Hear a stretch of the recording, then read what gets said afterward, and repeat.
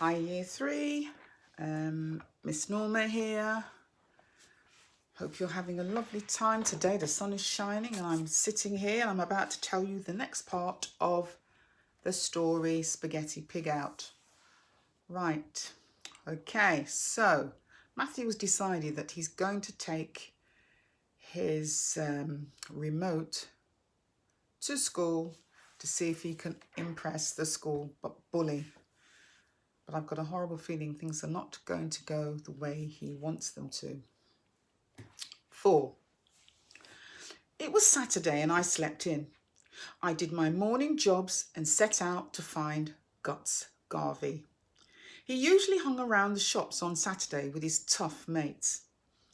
The shopping centre was crowded. As I went, I looked in the shop windows. In a small cafe, I noticed a man and a woman having lunch. They were sitting at a table close to the window. I could see everything that they were eating. The man was having steak and what was left of a runny egg. He had almost finished his meal. Reminded me of Dad and the spaghetti. I took out the remote control and looked at it. I knew that it could do pause, forward and fast forward. And there was one more button I couldn't remember what this last button was for. So I pushed it. Now, I wouldn't have done it on purpose. I didn't really realise that it was pointing at the man in the shop. The poor thing. Straight away, he began to uneat his meal. He went backwards. He put his fork up to his mouth and started taking out the food and placing it back on his plate. The runny egg came out of his mouth with bits of steak and chips. In, out went his fork. Each time bringing a bit of food out of his mouth. So can you imagine it? Oh, God. He moved the mashed up bits backwards on his plate with the knife and the fork, and they all formed up into solid chips, steak and eggs. It was unbelievable. He was unchewing his food and uneating his meal. Before I could gather my wits, his whole meal was back on the plate. He put his clean knife and fork down on the table. My head swirled, but suddenly I knew what I had to do. I pressed, bad boy, forward. Straight away, he picked up his knife and fork and began to eat his meal for the second time. The woman sitting opposite him had pushed her fist up into her mouth. Oh! She was terrified. She didn't know what was going on. Suddenly, she screamed and ran out of the cafe. The man didn't take any notice. He just kept on eating.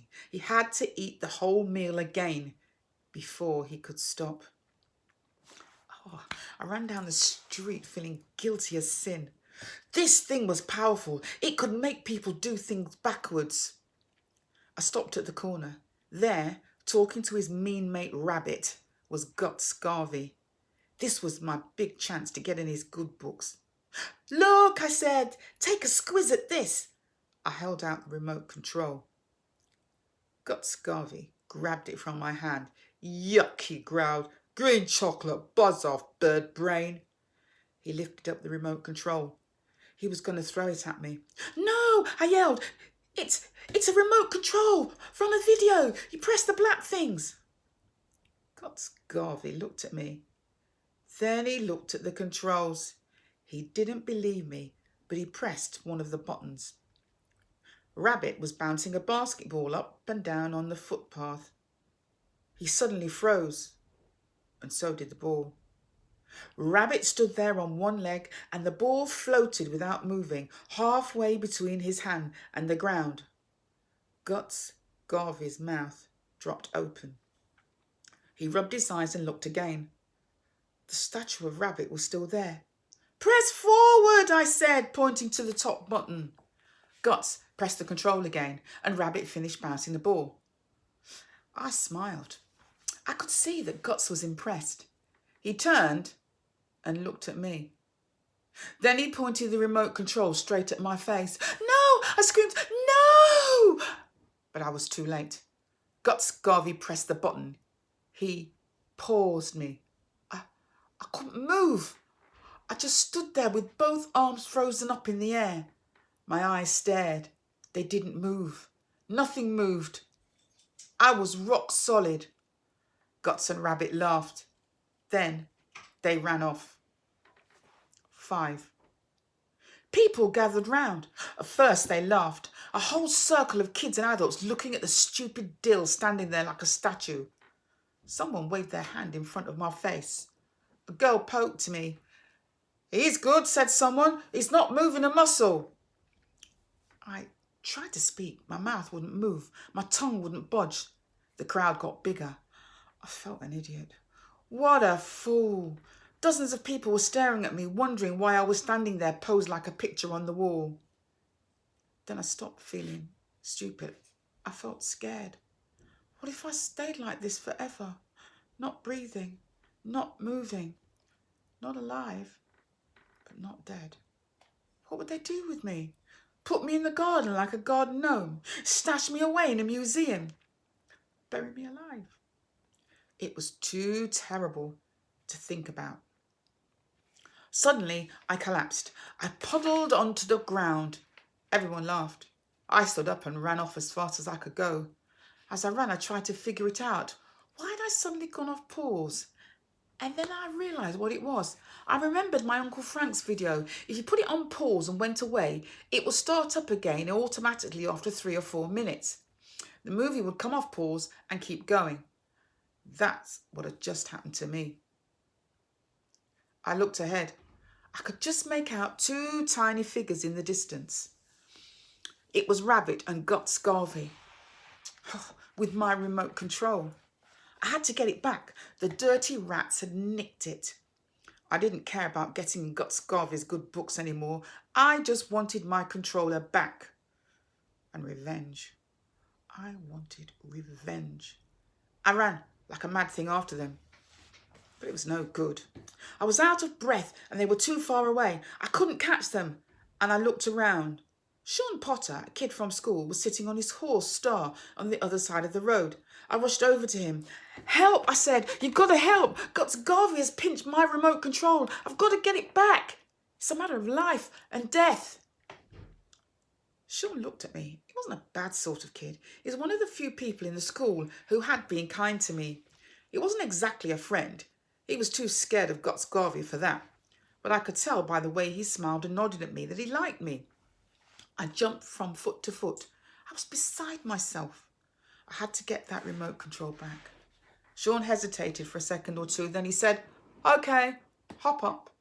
I put one foot in the stirrup and Sean pulled me up behind him onto Star's back. "They went that way," I yelled. Star went into a trot, then a canter. I held on for grim death. I'd never been on a horse before. I bumped up and down behind Sean. Ground seemed a long way down. I was scared, but I didn't say anything. I had to catch Guts Garvey and Rabbit. We sped down the street, past all the parked cars and people crossing the road. "There they are," I yelled. Guts and Rabbit were in a line of people waiting for a bus. Sean slowed Star down to a walk. Guts Garvey looked up and saw us. He pulled the remote control from his pocket. "Oh no," I yelled. "Not that." Now the next bit's a bit disgusting, but I think it's quite funny. Now, I don't know whether or not Star, remember Star's a horse, sensed danger.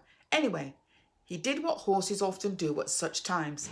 He lifted up his tail and let a large steaming flow of horse droppings fall onto the road. Right, horse poo, and it's a big mess.